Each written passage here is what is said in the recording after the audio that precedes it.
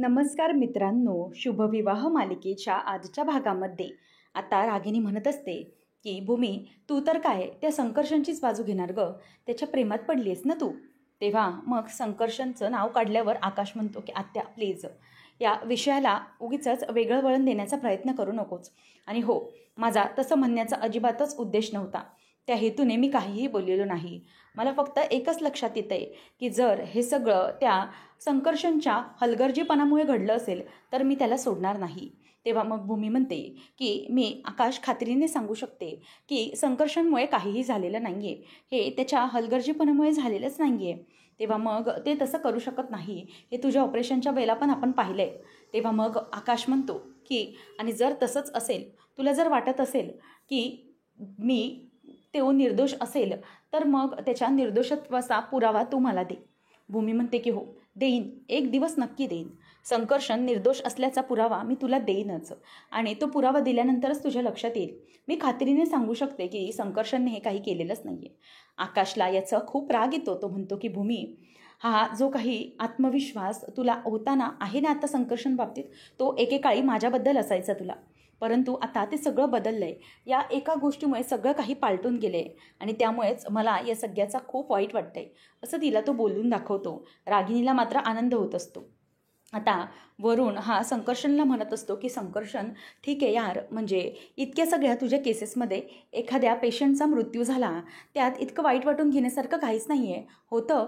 तेव्हा मग संकर्षण म्हणतो की नाही ना, आजपर्यंत असं कधीच घडलेलं नाही आहे. कोणत्याही पेशंटच्या बाबतीत मी कधीही कुठलाही हलगर्जीपणा केला नाही. प्रत्येक पेशंटचे प्राण मी वाचवले. त्यामुळे या केसमुळे मला एक टेन्शन आलं आहे की हे सगळं कसं असं घडतं आहे, त्यामुळे मला वाईट वाटतं. आत्तापर्यंत असं कधीच झालं नव्हतं ना, म्हणून. मग त्याच वेळेला संकर्षणच्या लक्षात येतं की मला जे DNS हॉस्पिटलचे डॉक्टर आहेत ते मला कॉल करत होते आणि त्यांच्याशी बोलता बोलता फोन कटच झाला आहे. थांब, मी फोन चार्जला लावला होता, फोन जरा चार्ज झाला असेल असं म्हणून आता तो संकर्षण फोन ऑन करायला जातो. फोन चार्ज झाल्यानंतर वरून पाणी पित असतो आणि म्हणतो की नक्की कशासाठी ते डॉक्टर कॉल करत असतील. तेव्हा मग तो म्हणतो की बरं बघतो मी. आणि फोन चालू झाल्यानंतर पहिलाच फोन त्या डॉक्टरचा पुन्हा येतो, कारण त्याला तिथे दीपकने बसून सगळं काही करायला सांगितलेलं असतं. तेव्हा मग ते डॉक्टर म्हणतात की हॅलो संकर्षण सर, मी DNS हॉस्पिटलमधून बोलतो आहे. तेव्हा मग ते म्हणतात की हो हो बोला ना डॉक्टर, काय झालं. तेव्हा मग ते डॉक्टर म्हणतात की डॉक्टर संकर्षण, तुमच्याबद्दल जे काही घडलं त्याबद्दल मला सहानुभूती आहे आणि मी तुमच्या बाजूने आहे. म्हणजे आतापर्यंत जे काही घडलं आहे त्या बाबतीत खूप प्रॉब्लेम झालेत खरं तर, परंतु मी तुमच्या बाजूने आहे, नका काळजी करू. आणि मला तुम्हाला एक गोष्ट सांगायची होती, ती म्हणजे की जे आकाश महाजन आहेत ना, त्यांचे बॉस होते कोलतेंचे, जे गेले त्यांनी आमच्या हॉस्पिटलमध्ये त्या पेशंटला आणलं होतं कोलतेला. त्यानंतर एमर्जन्सी तुमच्या हॉस्पिटलमध्ये त्याला ॲडमिट केलं. ते मला कळलं नाही, म्हणजे ना ही गोष्ट तुमच्या कानावर घालण्यासाठी म्हणून मी तुम्हाला सांगितलं, म्हणजे तुम्हाला कॉल केला. कारण इतक्या इमर्जन्सी पेशंटला इतक्या घाईघाईत तुमच्या इथे हलवलं, त्यामुळे मला कळलं नाही की नेमकं हे सगळं काय झालं आहे. परंतु म्हटलं की जाऊ दे, तुम्हाला कॉल करून हे सगळं सांगावं, म्हणजे तुम्हाला या बाबतीत काहीतरी माहिती मिळेल म्हणून, बाकी काही नाही. एक्सक्यूज मी, जरा प्लीज 2 मिनटं, माझे पेशंट आलेत. तेव्हा मग तो ओके असं म्हणून फोन ठेवतो आणि दीपकने जे काम त्या डॉक्टरला करायला सांगितलेलं असतं ते काम आता दीपक करून मोकळा झालेला असतो. आणि तो आता लगेचच रागिनीला फोन लावतो आणि म्हणतो की हॅलो रागिनी मॅडम, तुमचं काम झालेलं आहे बरं का, काम झालं आहे. आणि आता या डॉक्टरांनी त्या संकर्षणला कॉल लावला आहे. आता वरूनही तिथे संकर्षणच्या घरी पोचलाच असेल. आता हे काम झाल्यानंतर तो त्याचं काम करायला सुरुवात करेल, डोंट वरी, तसंच होईल. मग आता संकर्षण अस्वस्थ असतो. त्यावर त्याला वरून विचारतो की काय रे, काय झालं संकर्षण, इतका अगदी टेन्स्ड का झालास, काय बोलत होते ते डॉक्टर. तेव्हा संकर्षण म्हणतो की मला ते सांगत होते की आकाश महाजनने त्यांचा जो पेशंट आहे कोलते, त्या पेशंटला त्यांच्या हॉस्पिटलमध्ये ॲडमिट केलं होतं म्हणे पहिले, परंतु पटकन एमर्जन्सी माझ्या हॉस्पिटलमध्ये आणलं आहे, काहीच कळलं नाही, असं का केलं असेल त्यांनी. तेव्हा मग आता तो म्हणायला लागतो की असं का बरं केलं असेल. वरून विचार करतो की मला वाटतंय आकाश हे सगळं मुद्दाम तर करत नसेल ना. तेव्हा संकर्षण विचारतो की मुद्दाम म्हणजे कशासाठी. तेव्हा वरून म्हणतो की अरे, म्हणजे तुझ्या हॉस्पिटलमध्ये त्याला तातडीने ॲडमिट केलं नाही, म्हणजे बघ ना, इतका सिरियस पेशंट होता, तरी पण त्या हॉस्पिटलमध्ये ट्रीटमेंट मिळेल हे समजूनही तुझ्या हॉस्पिटलमध्ये त्याने ॲडमिट केलं. शिवाय त्या इंजेक्शनच्या बाबतीत ते सगळं घडलं आणि मग नंतर अचानक तुझ्या तिथे हॉस्पिटलमधले मॉनिटरच बंद पडले. हे सगळं मॅनेज केलेलं आहे असं वाटत नाही आहे का तुला? संकर्षण म्हणतो की म्हणजे वरुण तुला नेमकं काय म्हणायचं आहे? आकाश हे कशाला करेल? तेव्हा वरुण म्हणतो की नाही, असं होऊ शकतं. संकर्षण विचार कर या सगळ्या गोष्टींचा अगदी बारकाईने, म्हणजे तुझ्या लक्षात येईल. आता तू अगदी घाबरत आहेस, त्यामुळे मी तुला सांगतोय की आतापर्यंत म्हणजे ह्या सगळ्या गोष्टी कधी घडलेल्या नव्हत्या. तूच म्हणालास की कुठल्याही पेशंटच्या बाबतीत असं झालं नव्हतं, मग आताच का? तेव्हा मग संकर्षण विचार करू लागतो. पौर्णिमा रागिनी रूममध्ये येतात आणि पौर्णिमा म्हणते की आई, इतकी मजा आली म्हणून सांगू ना तुम्हाला. आकाश आणि भूमीमध्ये भांडण होत आहेत आणि त्याचं कारण म्हणजे भूमीचा दुसरा नवरा. बापरे, ऐकायला किती मजा येते ना हे. म्हणजे मला हसून हसून अगदी पोट दुखायल्यासारखं झालं आहे. खरंच त्यांची जी काही भांडणं होत आहेत ना, ते पाहून मला इतका आनंद होतो आहे म्हणून सांगू. हे फक्त ना आई तुमच्यामुळे होत आहे बरं का. आणि त्या संकर्षणला पण तुम्ही अडकवाल म्हणजे त्या आकाश आणि संकर्षण दोघांमध्येही भांडणं होतील. खरंच खूप मजाच आली मला. तेव्हा मग आता रागिनी म्हणते की हो गं, खरंच मजा आली. आणि आई, मला कळतं आहे की हा जो तुम्ही ब्लँक चेक दुसरा तयार केला आहेत ना, तो नक्कीच तुमच्या खात्यामध्ये जमा होण्यासाठी ना. म्हणजे पहिला चेक तो कोलतेच्या बायकोला आणि दुसरा हा मोठा ब्लँक चेक हा तुमच्या अकाउंटमध्ये. ती म्हणते की हो गं, असंच आहे प्लॅनिंग. परंतु नेमकी ती भूमी त्यावेळेला तडमडली आणि तिने हे सगळं खरं तर बघितलं. तिच्यासमोर तिच्या पुढ्यात हे मला काही होऊच द्यायचं नव्हतं गं. म्हणजे कसं आहे ना, आकाशने त्यावेळेला मला आवाज दिला म्हणून मला नाईलाजाने यावं लागलं तो चेक घेऊन. नाहीतर तिच्या पुढ्यात हे काही होऊच दिलं नसतं. ती काही ना काहीतरी आता मनात विचार करत असणारच आहे. दोघींचं ते बोलणं सुरू असतं. तेवढ्यातच तिथे भूमी येते. भूमीला पाहिल्यावर रागिनी आणि पौर्णिमा तिथल्या तिथे अधिक शॉक लावून तिथेच बसतात आणि दोघींचे डोळे अगदी मोठे मोठे झालेले असतात. आता भूमी त्यांच्यासमोर येऊन उभी राहते आणि म्हणते की काय काय चाललं होतं तुमचं? नाही म्हणजे दोघीजणी काय बोलत होतात आणि मला इथे अचानक समोर पाहिल्यानंतर तुमचे चेहरे अगदी पांढरे पक्कट कशाला पडलेत? काय झालं काय? असं म्हटल्यावर आता रागिनी तिच्याकडे बघते. पौर्णिमा म्हणते की काहीच नाही बोलत होतो आम्ही. आणि तुझं इथे काय काम आहे? कशासाठी आलीस तिथे? आता आकाशबरोबर तिथे खाली भांडून झालं, आता आमच्याशी भांडण करायला आलीस का? तेव्हा मग भूमी तिला म्हणते की पौर्णिमा, तुझा शहाणपणा ना तू तुझ्याजवळच ठेव. जास्त बोलण्याची गरज नाही आहे. मला एक कळत नाही आहे, तुम्ही हे सगळं कशासाठी करताय? का करताय? मला तर हे सगळं कळतच आहे. आणि पौर्णिमा, तू उगीच माझ्याकडे तुझा मोठेपणा आणि शहाणपणा दाखवायचा नाही. समजतं, मी तुला बरोबर ओळखते. त्यामुळे मला काही तू बोलू नकोस. तेव्हा मग आता रागिनी ही ते जे चेक असतात ते लपवण्याचा भूमीपासून प्रयत्न करत असते. परंतु भूमी म्हणते की मला चांगलंच माहिती आहे रागिनी आत्या की तुमचे डाव काय असतात आणि त्यामुळे तेच डाव अयशस्वी करण्यासाठी मी इथे आलेली आहे. रागिनीच्या हातून चेक हिसकावून घेते आणि म्हणते की हा ब्लँक चेक तुम्ही कोणासाठी तयार केलात हे मला कळत नाही असं वाटतंय का तुम्हाला? तेव्हा मग ती चेक घेते आणि जो ब्लँक चेक असतो त्याच्यावर नाव टाकायला घेते. रागिनी तिला थांबवत असते. तेव्हा भूमी मात्र एका हाताने तिचा हात अगदी घट्ट धरते आणि म्हणते की काय हे सगळं करण्याचा माझ्यासमोर तुम्ही प्रयत्न करू नका, तुम्ही अयशस्वी ठराल. असं म्हणून आता रागिनी खूप घाबरलेली असते आणि भूमी तिचा हात घट्ट धरून असते. भूमी म्हणते की तुमचे हे प्रयत्न ना माझ्यासमोर तुम्ही अजिबात चालवू नका, हे मी खपवूनच घेणार नाही आहे. असं म्हणून ती तिचा आता हात घट्ट धरून असते आणि तिचा हात अति जोरात आपटून खाली लावते आणि म्हणते की तुम्ही माझ्यात कोणत्याही बाबतीत योग्य ठरू शकत नाही, कुठेही मला हरवू शकत नाही, ना युक्तीमध्ये ना शक्तीमध्ये, कुठेही. लक्षात ठेवा. आता रागिनीला ढकलल्याबरोबर ती चवताळून उठते आणि भूमीला बोट दाखवत म्हणते की भूमी, लक्षात ठेव. तेव्हा भूमीही तिच्याकडे अगदी नजर रोखून बघते. मग पौर्णिमा म्हणते की भूमी, काय चाललंय काय तुझं? हे सगळं करून तुला काय साध्य करायचं आहे? तेव्हा ती म्हणते की तू गप्प बस, तुला सांगितलं ना माझ्यासमोर बोलायचं नाही. भूमी तिला ओरडते आणि भूमीला पौर्णिमा विचारते की तू काय कोणाचं नाव लिहितेस? स्वतःचं नाव लिहितेस का त्याच्यावर, का तुझ्या त्या डॉक्टर संकर्षणचं नाव लिहितेस त्या चेकवर? तेव्हा भूमी म्हणते की तुझी अक्कल ना तेवढीच, त्यामुळे तुझं तोंड बंद ठेवायचं. रागिनी म्हणते की कोणाचं नाव लिहितेस तू? ती म्हणते की कोलतेच्या बायकोचं, ज्यांच्या नावासाठी तुम्ही आकाशकडून ब्लँक चेकवर सही करून घेतलात ना त्यांच्याचसाठी. आणि कोलतेच्या बायकोसाठी हा चेक आहे, त्यामुळे तिच्या अकाउंटमध्येच हे पैसे गेले पाहिजेत. रागिनी पटवर्धन, तुम्हाला काय वाटतं तुमच्या ह्या ज्या काही खेळी आहेत ते मला समजत नाही आहेत? अगदी व्यवस्थितपणे समजतंय मला तुम्ही हे काय करताय. आता रागिनीची जी चेअर असते ती भूमी अगदी स्टाईलमध्येच स्वतःच्याकडे ओढून घेते आणि अगदी गुडघ्यावर पाय दुसरा ठेवून ती मस्तपैकी अगदी पॉशमध्ये बसते. पौर्णिमा रागिनी तिच्या या अंदाजाकडे आता बघतच राहिलेले असतात. भूमी तिला म्हणते की तुम्ही छोट्या छोट्या गोष्टी ज्या काही करता त्यामध्ये माझं अगदी बरोबर लक्ष असतं. तुम्हाला काय वाटलं असेल की तुम्ही काय सुरुवातीला आपल्या अकाउंटंटकडून कमी रकमाचा चेक तयार करून घेतलात आणि मग तो कोलतेच्या बायकोने, मग आकाश म्हणेल, अरे आत्या, हा इतका कमी रकमेचा चेक कसा द्यायचा कोलतेच्या बायकोला? म्हणून मग तुम्ही दुसराही चेक आणलात, ब्लँक चेक. त्याच्यावर तुम्ही आकाशची सही करून घेतली. मग सही घेतल्यानंतर तुम्ही ठरवलात की चला आता जी मोठी रक्कम आहे ती मोठी रक्कम माझ्या खात्यामध्ये जमा होईल. म्हणूनच हे सगळं, बरोबर की नाही? तेव्हा रागिनी म्हणते की बघे बाई भूमी, तू जे काही बोलतेस ना त्याचं मला काही कळत नाही आहे आणि खरं तर मी असं सगळं करणारच नव्हते. कोलतेच्या बायकोसाठीच हे चेक तयार केलेले, बाकी काही नाही. आणि तू म्हणतेस ना ते अजिबात बरोबर नाही आहे. उगीचच नसते आरोप माझ्यावर लावू नकोस. आता भूमी हसते आणि म्हणते की ओ रागिनी आत्या, बस करा तुमची ही नाटकं. तुमची ही नाटकं ना अगदी सगळी मी घोळून प्यायली आहे. त्यामुळे तुम्ही माझ्याजवळ हे सगळं नाटक करून दाखवू नका. आणि तुम्हाला माहीत होतं की आकाश काय कोलतेच्या बायकोच्या अकाउंटमध्ये किती पैसे गेलेत, किती रक्कम जमा झाली हे बघायला आकाश पर्सनली थोडीच जाणार आहे. म्हणूनच मग तुम्ही हा सगळा प्लॅन रचलात, बरोबर ना, स्वतःकडे पैसे घेण्यासाठी. तेव्हा रागिनी ते मान्यच करायला तयार नसते. भूमी म्हणते की राहू देतं, मला माहिती आहे तुम्ही जे काही करता ते अगदी मला व्यवस्थित माहिती आहे. परंतु एक गोष्ट लक्षात ठेव. रागिनी म्हणते की तुझं या सगळ्याची काय संबंध आहे गं? तू हे सगळं सोडून निघून गेलीस ना, आकाशला घटस्फोट दिलायस ना, मग तुझा इथे संबंध काय? तेव्हा भूमी म्हणते की एक मिनिट, चुकीचं समजू नका.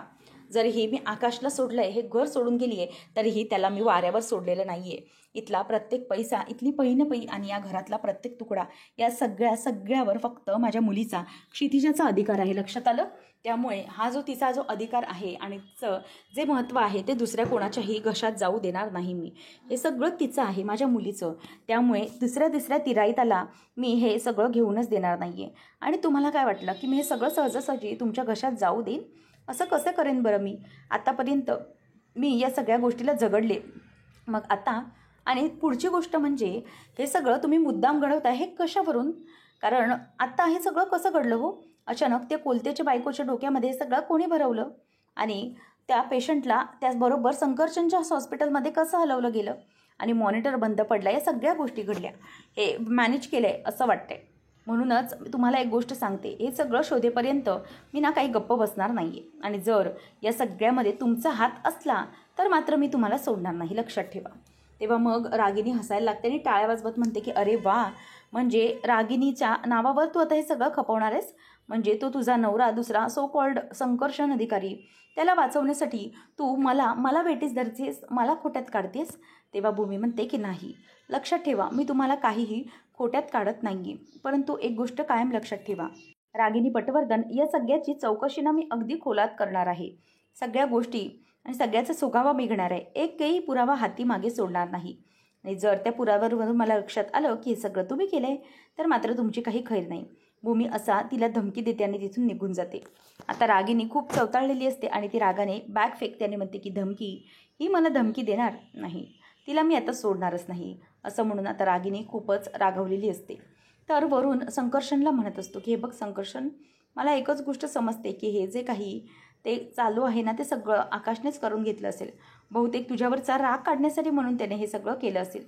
तेव्हा मग संकर्षण म्हणतो की मला असं नाही वाटत. म्हणजे खरं तर आकाश हा चांगला आहे आणि चांगला मुलगा आहे, त्यामुळे तो कोणाच्याही बाबतीत असं करू शकेल असं कसं? म्हणजेच तो स्वतःच्याच पेशंटच्या बाबतीत स्वतः कसं काय दगावेल? त्यामुळे त्याच्या ऑफिसची बदनामी नाही का होणार? म्हणजे हे मला न पटण्यासारखं आहे. त्यावेळेला मग आता संकर्षणला वरून म्हणतो की नाही, अरे आकाश, तुला समजत नाही आहे, त्याच्या पेशंटपेक्षा किंवा त्याच्या त्या एम्प्लॉईपेक्षा तुझी बदनामी आताच्या घडीला त्याला जास्त महत्त्वाची वाटते. कारण तू त्याला डिवचलेस, त्याची बायको तू स्वतःच्या घरी घेऊन आलायस आणि शिवाय त्याच्या घरचेही ते करायला मदत करत असतील. तू विचार कर, मला सांग संकर्षण, की त्या कोलत्याची बायको ती बिचारी मिडल क्लास आणि तिला हे सगळं कसं समजलं आहे की इंजेक्शन हे तू दिलं नाहीस तर सिस्टरने, शिवाय मॉनिटर बंद पडला, ह्या त्याच्या बुद्धीच्या आकलनाच्या पलीकडे असणार आहे. मग या सगळ्या गोष्टी रागिनी आत्या त्याच्याशी बोलत होती असं तुला वाटते? म्हणजेच रागिनी आत्या आल्यानंतर त्याची बायको भडकली असं म्हणालास ना तू? म्हणजे मला तर असं वाटते की मुद्दामच त्या आत्यानेच त्या कोलतेच्या बायकोचे कान भरले असणार आणि त्यानंतरच मग ती इतकी व्हायलंट झाली आणि मग ती तुला असं बोलायला लागली. आणि दुसरी गोष्ट, त्यानंतर लगेचच कोलतेचे ते कुठले नातेवाईक आले असं तो म्हणतोयस आणि तुझ्यावर हल्ला केला. मला सांग, हा मिडल क्लास कोलते त्याच्यासाठी इतकी पब्लिक आली असं वाटतंय तुला? म्हणजे एखादा बडा अधिकारी असता तर आपण समजू शकत होतो की त्याच्यासाठी इतकी पब्लिक आली. पण ह्या कोलतेसाठी इतकी लोक येणार, मला तर वाटतंय की हे सगळं मुद्दाम घडवून आणल्याचा प्रकार दिसतोय, मुद्दाम तुला बदनाम करण्यासाठी. तेवढ्यात दरवाजाची बेल वाजते आणि संकर्षण येतो. मग तो म्हणतो की नमस्कार सर, मी डॉक्टर विवेक सर यांच्याकडून आलेलो आहे, तुमच्यासाठी ही लेटर आहे. तेव्हा मग संकर्षण ते लेटर घेतो आणि थँक्यू बोलवून ते लेटर आत्ता तो वाचायला लागतो. आणि वरून अगदी नजर रोखून त्याच्याकडून बघतच असतो की नेमकं काय. आणि आल्याबरोबर विचारतो की अरे संकर्षण, काय झालं? तू इतका पावलं थबकल्यासारखाच तिथे का बरं उभं राहिलायस? काय झालंय? तेव्हा मग संकर्षण म्हणतो की एक प्रॉब्लेम झालाय. तेव्हा वरून विचारतो की काय? कोणता प्रॉब्लेम? तेव्हा आता संकर्षण म्हणतो की अरे प्रॉब्लेम हा झाला आहे की विवेक सर यांनी टेम्पररीली माझं मेडिकल लायसन्स बंद केले असं म्हणतात. म्हणजे माझी मेडिकल प्रॅक्टिस मी थांबवावी असं त्यांचं म्हणणं आहे. शिवाय उद्या हेल्थ काउन्सिलची मीटिंग आहे, त्यामध्ये चौकशी बसवली आहे माझ्या विरोधात. हे ऐकल्यावर आता त्याला धक्काच बसतो. तो म्हणतो की हे बघ, शांत हो संकर्षण, तो मुद्दामच नाटक करतो, त्याला तर सगळं माहीतच असतं. मुद्दाम भडकवण्यासाठीच तो तिथे खरं तर आलेला असतो. तो म्हणतो की हे बघ, नको काळजी करूच, होईल सगळं व्यवस्थित. आणि मला तर वाटतंय की हे पण सगळं त्या आकाशनेच घडवून आणलं असणार आहे, मुद्दाम तुला त्रास देण्यासाठी आणि तुझ्यावर आरोप करण्यासाठी. आणि कसं आहे ना की डॉक्टर विवेक यांच्याशी असलेल्या मैत्रीचा फायदा घेऊनच तो तुझ्यावर पुन्हा हे सगळं करण्याची चौकशी बसवतोय. ठीक आहे, असं आता आकाशच्या विरोधात तो भडकवतो.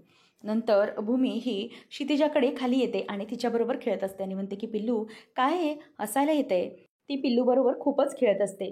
मग त्याच वेळेला भूमीला बघतच मानसी म्हणते की आई आली आहे, तर क्षितिजाचा मूड अगदी छान झाला आहे ना, किती खुश झाली आहे ना घरी आल्यानंतर.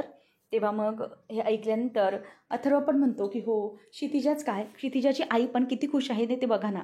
तेव्हा लगेच भूमी म्हणते की हो गं म्हणू, मला खरंच हिची खूप आठवण येत होतं, हिला भेटावंसं वाटत होतं खरं तर, पण खरंच खूप काळजी वाटत होती. तेव्हा मग आता आकाशकडे पटकन भूमीची नजर जाते, तो रोखूनच बघत असतो. त्यावेळेला मग आता आकाशला एक कॉल येतो. आकाश कॉल घेण्यासाठी बाजूला उभा जातो. भूमी त्याच्याकडे नजर ठेवून असते. तेव्हा आकाश हा म्हणतो की हॅलो, हां बोला डॉक्टर विवेक.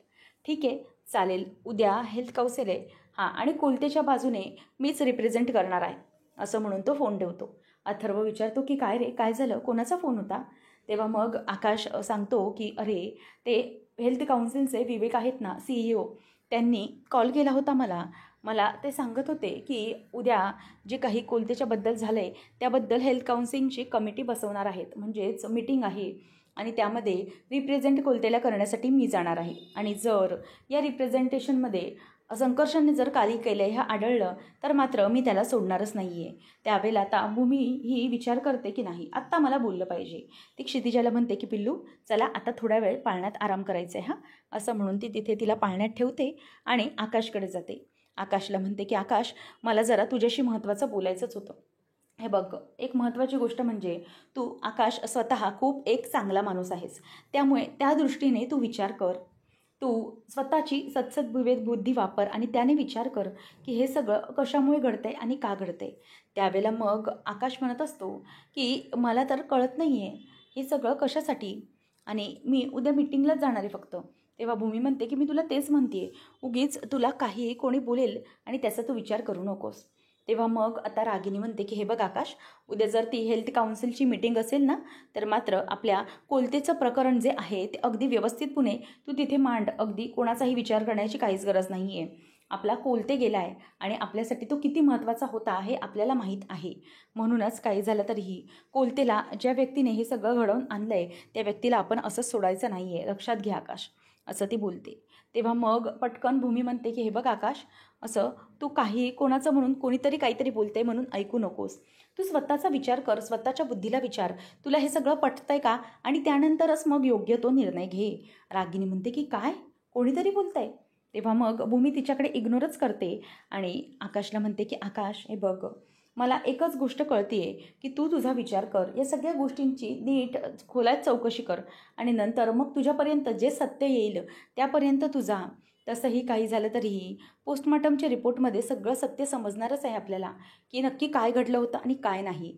त्यामुळे सगळ्या गोष्टी अगदी व्यवस्थितपणे आपण तपासायला हव्यात, त्यानंतरच मग तू सगळ्या गोष्टींकडे निर्णय दे.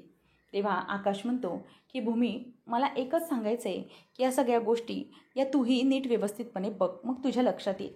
तेव्हा भूमी आता जात असते आणि म्हणते की निघते मी, परंतु एक गोष्ट नक्की आकाश, की डॉक्टर संकर्षण अधिकारी हे निर्दोष आहेत ह्याचा मी पुरावा तुला देणार.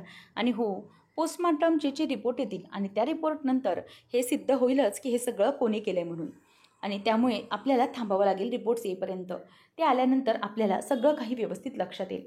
आता त्याच वेळेला मागून डॉक्टर संकर्षण येतो आणि तो म्हणतो की हो, सत्य सगळ्यांपर्यंत पोचेलच, पण जर ते पोस्टमॉर्टम रिपोर्ट मॅनेज केले नसतील तरच. असं म्हटल्यावर सगळे आता त्याच्याकडे बघायलाच लागतात. पुढच्या भागामध्ये आपल्याला पाहायला मिळणार आहे की संकर्षण म्हणत असतो की हे बघ आकाश, मी एक गोष्ट नक्कीच सांगू शकतो की हे जे सगळं काही केलं आहे ना, ते मी केलेलंच नाही आहे. त्यामुळे हवं तर मी माझ्या मुलाची ओजसची शपथ घेऊन सांगतो आणि तूही तुझ्या मुलीची शपथ घेऊन सांग की हे सगळं तू नाही केलं आहेस. आता त्यावर आकाश खूप चिडतो आणि म्हणतो की एक मिनिट डॉक्टर संकर्षण, तू मुलाची खोटी शपथ घ्यायलाही कमी करणार नाही आहेस. त्यावेळेला मात्र आता संकर्षण खूप चिडतो आणि म्हणतो की ए आकाश, काय बोललास तू? परत बोल, माझ्या मुलाच्या बाबतीत काय बोललास तू? तो त्याची जाऊन कॉलर धरतो. त्यावेळेला आता दोघांमध्ये वाद लागतात. संकर्षण आणि आकाश एकमेकांची कॉलर धरून असतात आणि दोघांमध्ये वाद होत असतात.